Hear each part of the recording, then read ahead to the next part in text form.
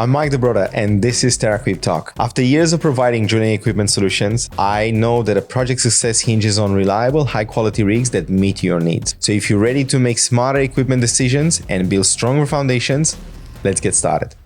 Hey everyone, welcome back to TerraQuip Talk. I'm Mike Dobrota, and this is the podcast where we share ideas, experiences, case studies, and talk about drilling equipment. We also talk to experienced people in our industry, individuals who have an interesting story to share. They can be operators, they can be business owners, engineers, and everything in between. And I'm happy to say that this episode is number 26. We started in the middle of last year in June 2025. And now, 6 months in, we're shooting episode number 26. So very exciting. For those of you that are watching or listening, thank you so much. I really appreciate you taking the time to see this. Being episode number 26, and it's kind of like beginning of 2026, just a bit of a game numbers there. I thought about doing something a bit different. I thought about sharing with you some of the things that I truly believe in as a salesperson of drilling rigs. These are nothing more than just principles for me. They're pillars of what I think allow me to promote and sell, I'd say, more than $165 million worth of drilling rigs over the last 15 years in this industry, for which I'm, by the way, very grateful. Now, why do I want to share these principles? Is because it's something that I truly believe in, because I think it's something that could potentially help other people out there that are into high-ticket sales items. They could be, selling helicopters, planes, tanks, military equipment, expensive stuff, right? But just as long as they are niche products, highly specialized and expensive, as I said. Just a side note here, real estate is a very high-ticket item for sure, especially the prices in Sydney. But my sales strategy does not apply to this because it's not something specialized, right? You don't need a mechanical engineering degree or electrical engineering degree to sell houses. You do like a 2 days course and that's it, bam, you're a real estate agent. So even if they're very expensive, doesn't apply to that. Now, obviously, there's a lot of information out there that I could be sharing from my career, things that I've learned, but I'm only going to cover the general points. So what I'll do is I'll group this episode, because we only have half an hour, into 10 points. But before I get into point number one, I'll just say this. I will never sell anything I don't believe in to anyone. I will never sell something that I wouldn't buy or swear by myself. But how can you believe in something, right? How can you find a product and you know you're going to like? By trying it yourself, right? By getting enough data, enough feedback from the market, from clients, and from other people in the industry. That's why I said it many times.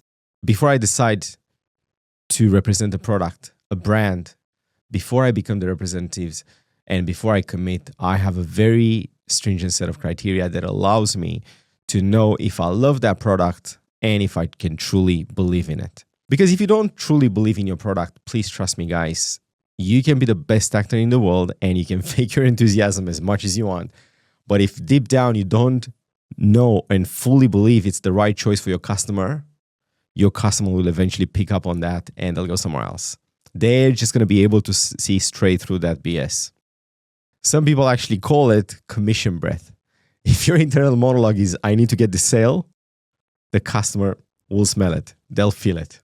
And I'm not saying that there are no salespeople out there that still have a career and they sell products that they don't really believe in, because they are, right? But I highly doubt that they'll become exceptionally good at it.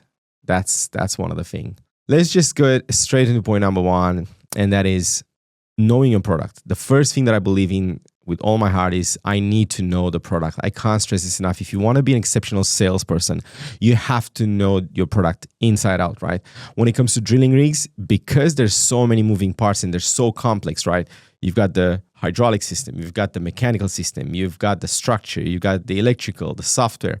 They're so complex, right? And there's so many moving parts.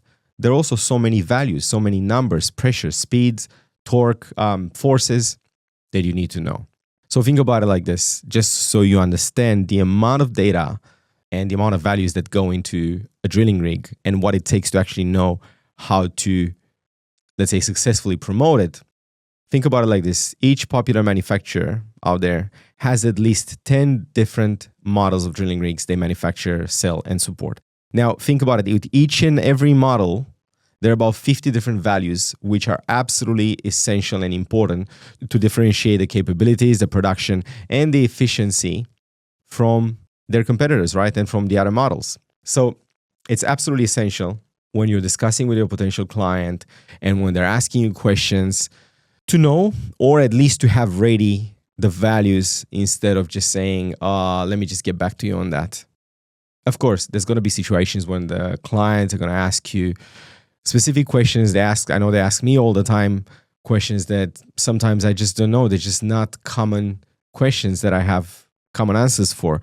So then you'll have no choice, of course, than to go back to your technical department or to your OEM and be like, hey, what's the answer to this? What's this value? But in general, it's very important to know your numbers.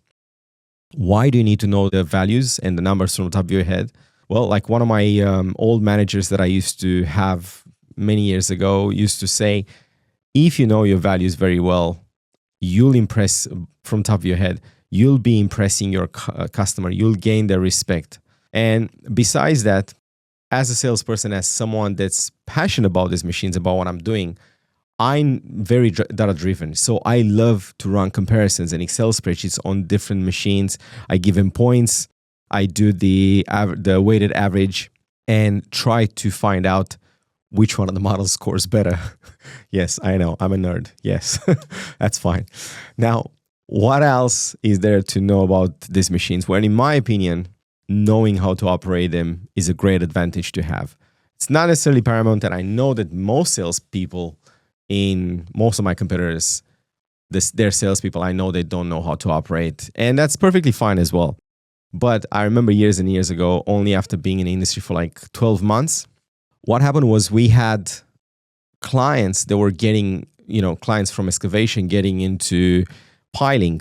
And they were asking me, do you know how to operate it? Can you come and show us how to operate?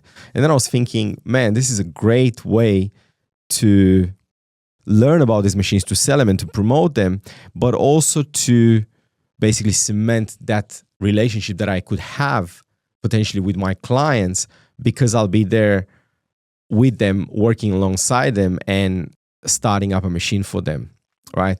And then I went to my manager and I said, can I please get trained? Can I do a course to become an operator? And of course, you can't blame them. They said, of course not. Most of managers will say that. And they just said, well, look, that's not your job. You don't need to know that. But that's okay. What I did is I actually went to one of my clients that I was very close with and I said, hey, can I come and work for you on a weekend? But you don't need to pay me, but I want you to teach me because I'm very passionate about these machines. I want to learn how to operate them. And of course, I did it in the end. Took a few months. Then on the weekend, I started operating for some Lebanese clients in Sydney. Made a bit of money, cash in hand, whatever. It was great, right? But what I'm trying to say is it gave me a huge advantage, I think, knowing how to operate them and speaking the operator's language. Also, having a pretty good idea and understanding of servicing could also be an advantage. Let's say you troubleshoot a machine or you know how to service them. Again, you'll be able to, if you know this, you'll be able to speak the language of the plant managers. So when you go into meetings with them or phone conversations, whatever, again, you gain their respect, right? They'll appreciate that. There's nothing, of course, you can't become like an exceptional technician and also be a salesperson. No, I'm not saying that. But to have a pretty good idea and a pretty good understanding, and that's going to be very appreciated. Now, another way to understand better these machines after you sell them, to spend time with them on site. Because number one, what you can do is you can create marketing, right? You can take photos, you can take videos, you can cement the relationships with the operators and try to understand and get the feedback from the operators if you spend time on site.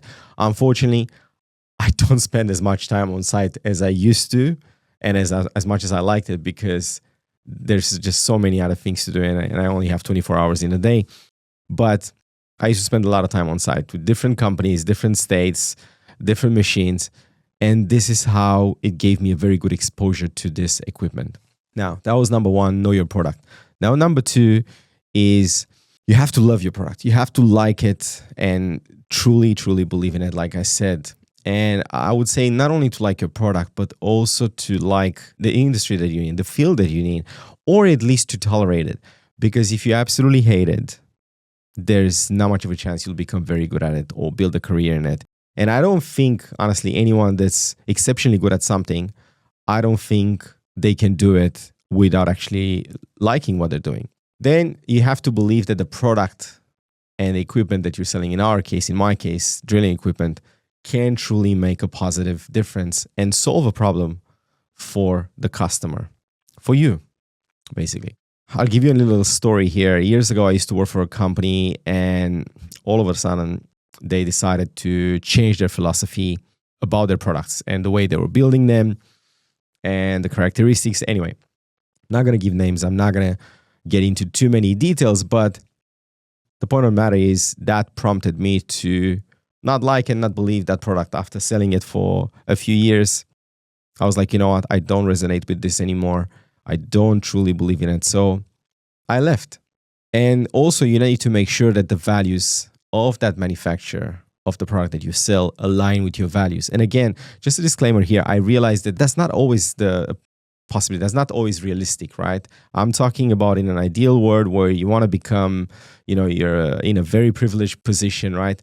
Again, I realize not everybody is in that position. And sometimes maybe they do have to sell products that they don't really believe into. But at least in my career, I couldn't do it. I always tried to move on as soon as I stopped believing in something.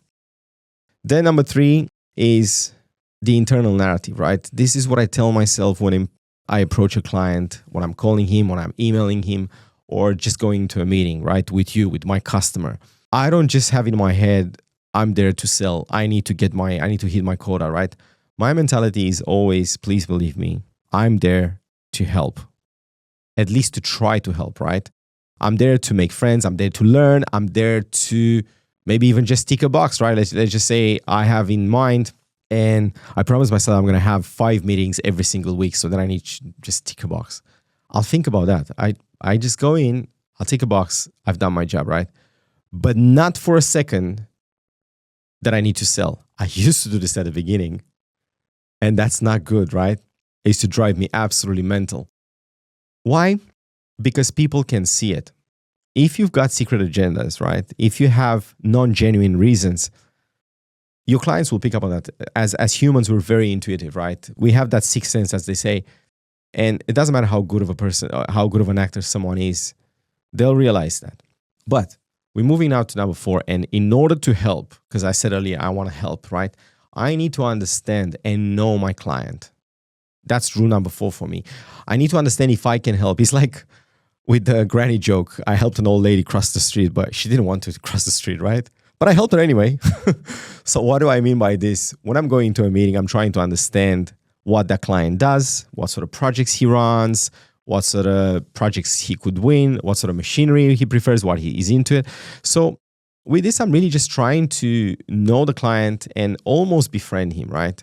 I remember when I first started in the industry, it was 15 years ago, I was in an interview, and after we went through the majority of the questions of the interview, this very experienced, amazing sales manager, he asked me, he said, Mike, do you think you're the absolute greatest salesperson in the world? And I was like, no, I don't think I'm good at sales per se at all. And he kind of looked at me and he's like, okay, so what are you doing here? You know what we're doing here. And I was like, look, I'm not good at sales, but I think I'm very good at making friends. And in this sort of game, because you have such a niche product and it's such a small industry where everybody knows everybody, it's about making friends, right? It's about them trusting you and you trusting them. And I don't think we can talk about a huge degree of trust without talking about almost becoming friends with that person. Still in a professional way, but still friendly nonetheless. Now, point number 5, once I found out what the customer wants, what sort of equipment he likes, what's useful for him, I also need to let him know what I do, right? That's the reason why I'm calling him. That's the reason why I'm going to the meeting, right? So first I listen to him and I learn, but then I also let him know what I do. Again, not with the purpose of selling him, but just with the purpose of him knowing what I do, right? And my product. And of course, he's asking questions. I'm going to get into details, but briefly, just inform them. And after I tell them what I do, a lot of the times it'll be objections, right? Most of the times the clients will try to challenge you one way or another. I see this all the time. And the clients, whether with a bit of a tongue in cheek, whether they're trying to test me, or whether they truly believe that what they're saying, it's a true objection and something that they dislike about my equipment. Let's pick up an example, right? The infamous multi-lock Kelly bars, because there's been so many stories about this, and I'm the one to be perfectly transparent about it. But let's just say the example of the multi-lock Kelly bars. Some clients will go to the meeting and they'll say, look, I know about your IMT machines. I haven't used them, but I know the multi-lock Kelly bars. I'm not a huge fan of them. The first instinct is to go like, oh, no, but why? Have you ever tried them? No. Acknowledge and try to learn from this, right? Because, and I'm not going to sit there and present data and combat him and all this stuff. No. I'm there not to win an argument or a debate. I'm there to win the customer. And I'm there to learn, as I said earlier. So instead, my response will be something like, can you tell me a little bit about your experience with the multi-lock Kelly bars? Have you worked with them? Or maybe you've heard some stories from someone else that had a bad experience. I usually try to find out more from the client's feedback, because that's what allows me to improve my machines, my technology, the things that I sell. So in reality, there's nothing bad about an objection. The way I look at it is nothing else than and nothing more than the opportunity to learn and to do better. The client will literally tell you what you need to do to sell him, right? Through that objection. It's like, hey, dude, if you don't have multi-lock Kelly bars and you have J-lock, I'm going to buy from you. And that was the case. After a while of bringing the standard machines, the standard IMT machines with their traditional multi-lock Kelly bars, we said, guys, no, this doesn't really work for the Australian market. We swapped them. We started bringing them with J-lock Kelly bars. So that's provided that, of course, that you work for a company that listens and that it's also capable and willing to take that feedback on board and to make the necessary adjustments. And the reason I have to say this, I can't stop praising them enough, because IMT, God bless them, they're fantastic with this. Whenever we had an issue, whenever we had bad feedback from the market with anything, they're always willing to listen. Like I said, they're small enough to listen, but big enough to execute. Because if you work for a huge corporation that's got like 60,000 people, there is absolutely no way you can improve that product. You can put in feedback notes, but they'll just go straight in the bin because they have off-the-shelf products. Whereas with IMT, they're small enough to listen. I know very well the technical director from IMT. I know the vice president. I know the owner. It's a very, very close circle of communication whenever we need something. And that's the case for Marini as well.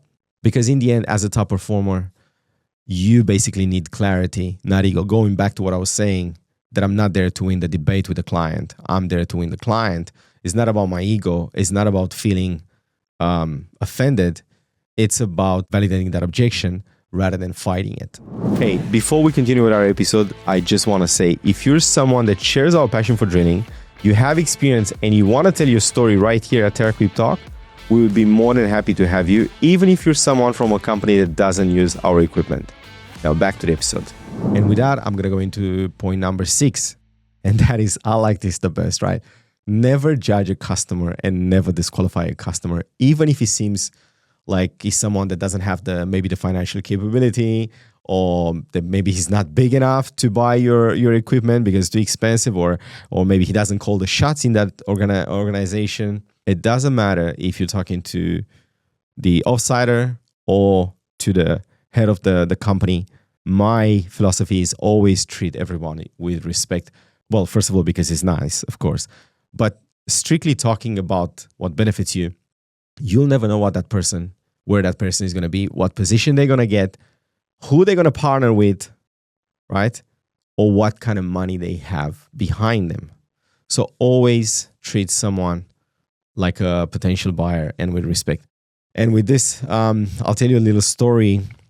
Years ago, I used to work for a company and I used to bring people to see the machines that I was selling. And I had managers telling me like, who did you find this person? He looks like someone that can't even afford to buy me a beer. Mate, you never know. That's the thing. In the end, you have no idea what kind of money he has. Just because a certain customer dresses or speaks or behaves in a certain way, right? Or maybe they have a thick accent like me, right?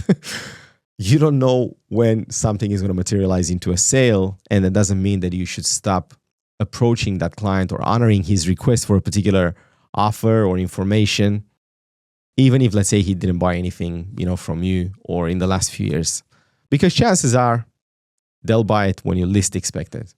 With that, we're going to go into point number 7, and that is small daily habits create the big monthly results, or the better say, the yearly results. Because in this game, my friends, you really have to be extremely patient. I can't stress this enough that you can't go into a meeting or make a phone call with the mindset that, oh my God, I really need to sell this. Yes, it would be great. We'd all like to sell 100 rigs a year, but that's not always possible. So what do you do instead? You ground yourself. And if you don't have this ability, to just disconnect from that, I need to sell, and you're not able to play the very long game, let me tell you, not the long game, the very long game in this industry, there's absolutely no chance that you'll be able to survive in this role. And this is another thing that happened to me actually right at the beginning when I started selling high ticket sale items. I remember I was training, I was learning about a product, and whatever I was selling at that time, we're going through a bit of a difficult, let's say, economic period in Europe. This was in Europe.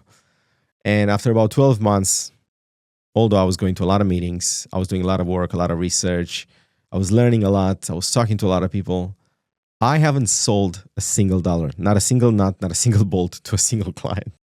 And honestly, I was getting desperate. And after a few days, after being there 1 year, I went to my manager and I said, listen, I need to have a discussion with you. My results are kind of horrible and I need to be let go, really. I just don't feel good about being here and wasting the company's money. I'm not bringing anything in return.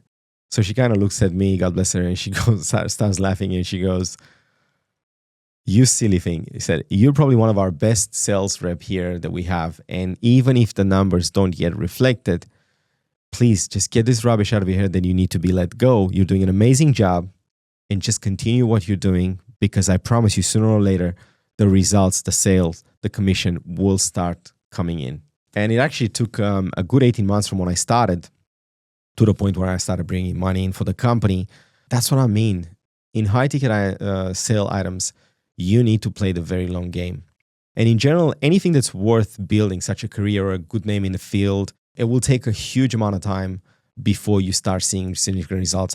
Whether that's because you need to learn the product, as I said, whether you need to learn your client and develop your network around it and build up basically your name, right? For people to trust you, you just have to be patient. That's it. What do I mean when I'm saying to play the long game, the very long game? Well, it just simply means the simple task, the promotional task, to speak to the clients on a regular basis, to have reminders to call people, to set up a specific number of, let's say, trips if you're in a country like Australia and you've got such a huge territory with a sort of limited amount of people. Allegedly, you're the, let's say, sales manager for the entire country.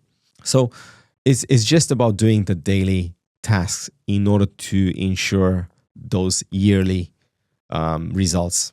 Other things that, especially in this industry, what we can do is organize dinners, events, expos, such as Sydney Build international events as well, like Bauma in Germany or in China. Playing the long game also means that you should never really call a client just because he's in the market, because you've heard that he's interested in buying a rig. Of course, call him then too, but mainly just call a client to build that relationship with him, to understand him, to see if there's an opportunity for you where you could help him, right? I know you've got salespeople out there. That's a bit of a different strategy. It's not really my strategy, where they kind of go like, well, I need to call 10 people a day. And they have, like I said earlier, they have boxes to tick. I want to have 5 meetings a week. It's not something that I really believe in. I have a bit of a more libertine sort of approach, because maybe one day I'm just traveling, or one day I'm on site talking to a single company, but you know what? I'm actually building a very good relationship with that company, even though I didn't make 10 phone calls, or maybe I didn't even answer my call. There's just different approaches, I guess, to this. And with that, let's move on to number 8, and that is further technical details. Let's say I went to a meeting, I called them, we sent them quotes, offers, photos, and what they do, they're coming back, they have more questions, although you gave them so much information. They can be very specific details. They can be requesting maybe a demo, or they want to go to Italy and see the machine. Fingers crossed. Or they could even want some modifications to that equipment that you're selling. I had a client asking us, for example, for 1 ton extra counterweight. They felt like it needed more counterweight. And of course, we went to IMT and I said, hey, is this a possibility? Can we add? And they said, we can add 500 kilos, but not more, because then it can affect the life and the wear and tear of the slew ring. Now, what's happening is when they're asking information, they're asking for more details, this is the moment where you should take the opportunity and research, learn more about your product, especially if he's asking questions you don't know the answer to, and facilitate the client with all the information he's requesting. That's not going to be good just for that actual sale, that particular sale, but also it's going to be good for you in general for your development, because chances are you'll definitely stumble again upon that question in the future. And having all that information saves you a lot of time. And again, you gain respect of the client because you have all the information ready. It means you've done your homework, you've done your research. Now, in regards to the modifications to the equipment, it's really important to work with a company, as I said, that's willing to implement and adjust what the customer wants. That's why I was saying earlier that I praise IMT so much, because they listened. But be careful with this, right? There's a limit to that as well. Let's say there's a company that's asking you, like it happened. This is a true story. I had quite a few clients that asked me, okay, how much can the A140 drill in CFA in terms of depth? And I said 19 meters. They said, can you increase the mass by another 2 meters, right? Because if you increase the mass, you basically increase the depth that you can drill to. And I was like, again, don't lose the respect for the client and don't disqualify that question. Treat it with, even though maybe the first thing is to be like, come on, man, they've designed the machines, they've done their homework, they run their numbers. You don't come here to say like, oh, I just want this increased. But you know what? Maybe they've got a reason. And maybe that's an opportunity for you to improve that product. So treat every single question they have and every single query with respect. So of course, we go to IMT, to the technical department, and say, hey, can you do this? Now, I know companies out there, and it happened in the past, where they'll be like, yep, no worries, 2 meters, that's what I want. Yep, we'll increase it by 2 meters. But no, you can't do that. You can't go the other way too much either. So what do you do then? If it's a professional company, right, that respects themselves and puts safety first, right, and professionalism first and ethics first, they'll be like, let us run some numbers. Let us make sure that we can still satisfy the safety factor, the safety coefficient, and then we'll come back and we'll tell you. Maybe if we can't do 2 meters, maybe we'll do 1 meter or half a meter extra. How does that sound? In my opinion, that's a really good company. So they listen, but they also do their homework and they put the safety first rather than the sale. I remember years ago, I used to go to a client who's actually quite a big client. Of course, I'm not going to mention the name right now. I think they still have like 20 or 30 rigs. However, all of them were prototypes. Not a single model was trial tested and improved upon, because that client was really, let's say, receptive if the company would build a machine the way he wants it. So if you wanted 3 cat heads there, that company would be like, yep, no, you're right. It needs 3 cat heads. We'll do that there, no problem. If he wants like double the counterweight, no, we'll put double the counterweight, no problem at all, just to get the sale. In my opinion, that's not okay either, right? But hey, that's what the client wanted at the time. He wanted a company that listens to every single one of his queries. So then that's who he worked with. I think that company sold like 10 or 12 rigs to him. Now, when it comes to drilling rigs, a proper IEM with an extensive history would have improved that model, as I said, would have put a certain model through a lot of trial and error. And you can't, in my opinion, ask them to implement something that deviates too much from the original design. And this is what IMT is really good at. Their drilling attachments, right? The mast, the rotary, the cat head. These items, these components, when they build a new model, they deviate a little bit. They modify it a little bit. But the bulk of it, right? The main design is the same from years and years ago. It's what made them successful, because they trial and error so many machines, so many components until they realize what it works. That's why you can't just really. I look at the Asian manufacturers nowadays.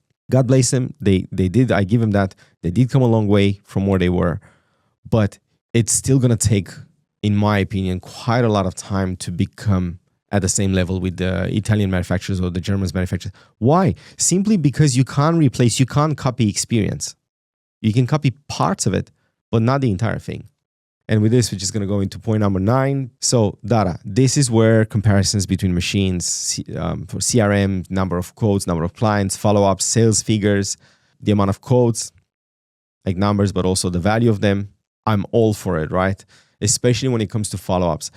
The way I think about follow-up is caring and not irritating.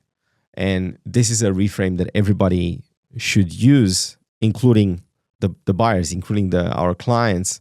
By a salesperson calling you, they're not trying to irritate you or they're not trying to overimpose. They're just trying to find information, right? We're not trying to annoy you. We're trying to solve your problem. And we understand that most of the people, especially people in key positions, they're incredibly busy, and that doesn't mean they're not interested, right? It just means that the time is not right. But in any case, persistence just shows that you care about the outcome, right? You care about solving that problem and about working with them.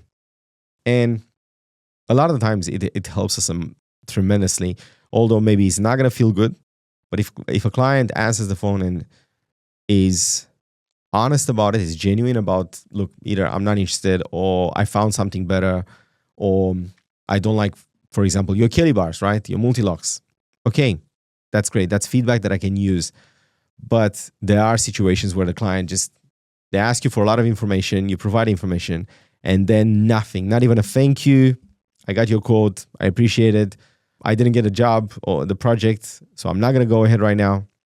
No, they just simply don't answer the phone, right? They just, because they're like, I don't want to give him, and I get it, right? Like, so sometimes I'm tempted to do that too with the people that want to sell to me. I'm like, you know what? I don't want to buy from him, so I'm just not going to answer to him. No, answer the call. As a salesperson, I would appreciate it a lot if I know where I'm sitting, if I know where you are in the process of buying, because then I can help you better too. And last point is honesty. You can't do anything without giving the client the correct information, the entire picture, and being realistic is super important, especially when you're selling a machine that costs so much money, especially when it comes to deliveries, especially when they have projects where maybe they have delays, they're going to be hit with liquidated damages. And it's just super important to be honest, right? You can't build a name and a reputation without being 100% honest and transparent with the client, right? There's been many times when I've lost sales. I've lost millions of dollars worth of sales because I told the clients, I said, look, you need a machine in February. I think our machine arrives kind of like an end of February, beginning of March. But in reality, look, it could be middle of March. That's 2 weeks, 3 weeks after. So I told the client, if you can't take the risk, if it's too risky, go and get another machine. Or if you're happy to go with us, this is the situation. But always try to be honest and try to give the realistic. Of course, anything can happen, especially with the Australian customs. Maybe you truly have a machine that's scheduled to arrive at the end of February. But then the custom says like, no, we found some, I don't know, like some mud or some organic material or some bugs, some insect. It needs to be cleaned, needs to be re-inspected. Mate, you're looking at another 2-3 weeks of delays there. So you have to tell the client the real scenarios and what could happen. But hey guys, that's it. This is the episode for today. A bit different, I know, but it's something that I think it's equally important to inform you, my client, how we at TerraQuip conduct our sales, what we believe in, and what we stand for. Until next time, please don't forget to leave us a comment, hit that like button, and subscribe if you haven't already. I really appreciate you taking the time to see this. And remember, if it's not turning, you're not earning. Thanks for tuning into TerraQuip Talk. If you enjoyed this episode, the best way to support us is by leaving a 5-star review on Apple Podcasts and Spotify. And don't forget to subscribe on YouTube so you never miss an episode. You can also find out more from me on all social media platforms. The links are below. Until then, remember, if it's not turning, you're not earning.